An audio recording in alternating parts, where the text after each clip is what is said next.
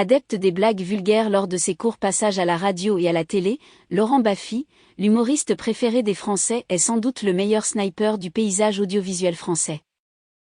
En effet, il est celui qui fait grincer le plus de dents. L'homme de 64 ans aime beaucoup l'humour poétique et tranchant et semble se délecter des regards hilars du grand public présent lors de ses shows. Il y a presque 5 ans, Laurent Baffy provoque un tollé général au sein du monde audiovisuel en soulevant la robe d'une certaine Nolwenn Leroy sur l'antenne de C8. Scandalisés, les téléspectateurs envoient alors par plusieurs dizaines des plaintes à l'autorité française de régulation de l'audiovisuel, qui engage aucune sanction contre l'artiste.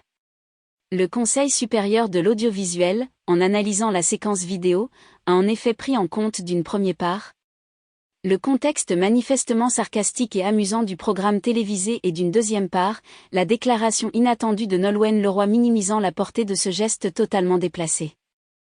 Par la suite, Laurent Baffy avait d'ailleurs reconnu avec une certaine tristesse que sa blague était cruelle. On est tout d'accord pour dire que ce n'est pas le meilleur gag de ma carrière. Si c'était à refaire, je ne le referais pas. Ce n'était ni fait ni à faire, mais ça ne méritait pas cette vindicte. Avait-il expliqué tandis que de son côté la star de la chanson n'avait eu de cesse de prendre sa défense dans la presse people. Mais toujours fidèle à son premier rôle de provocateur, Laurent Baffy a en effet remis ça encore dans le plateau de Laurent Ruquier et ses célèbres grosses têtes sur les ondes de RTL.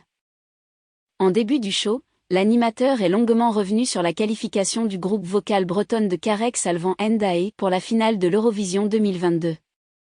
L'opportunité pour Laurent Ruquier de rappeler avec humour qu'elle était la dernière chanteuse d'origine bretonne à avoir représenté l'Hexagone dans le célèbre concours et de diffuser un petit extrait du guitariste d'Anna Airbraz.